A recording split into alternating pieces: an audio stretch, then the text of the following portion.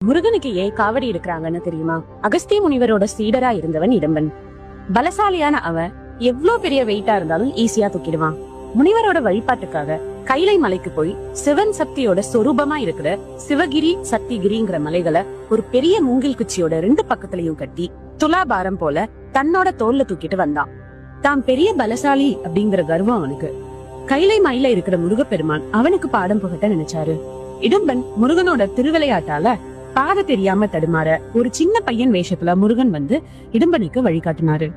திருவாவினன் குடி கிட்ட வந்தப்போ சிறுவனா இருந்த முருகப்பெருமான் இடும்பன் கிட்ட கொஞ்சம் ரெஸ்ட் எடுத்துக்கோன்னு சொல்றாரு. இடும்பனும் சரின்னு அவன் காவடி போல சுமந்து வந்த மலைகளை கீழே இறக்கி வைக்கிறான். மறுபடியும் காவடியை தூக்க முயற்சி பண்ணா அவனால அதை அசைக்க கூட முடியல. ஏன்னு பார்த்தா சிவகிரி மலை உச்சியில அந்த சிறுவன் கோவணத்தோட கையில ஒரு கம்பு புடிச்சிட்டு நிக்கிறத பாக்குறான். பயங்கர கோவத்தோட இடும்பன் அந்த சின்ன பையனை பார்த்து மலையில இருந்து இறங்குன்னு சொல்ல அந்த பையனும் இந்த மலை எனக்கே சொந்தம்னு சொல்றான். கோவத்துல இடும்பன் அந்த சின்ன பையனை அடிக்க போக சின்ன பையன் உருவத்துல இருந்த பகவான் முருகன் இடும்பனை புடிச்சு தள்ள அவனு கீழே விழுந்து மயங்கிடுறான். அகஸ்திய முனிவரும் இடும்பனோட மனைவியும் முருகன் கிட்ட மன்னிப்பு கேட்க முருகப்பெருமான் இடும்பனை மன்னிச்சு தன்னோட காவல் தெய்வமா மாத்திக்கிறாரு. இடும்பன் 2 மலைகளை தூக்கின அந்த நிகழ்வை நினைவுபடுத்தும் விதமாதான் மனிதர்கள் முருகப்பெருமானுக்கு காவடி தூக்குற பழக்கத்தை கொண்டு வந்தாங்க.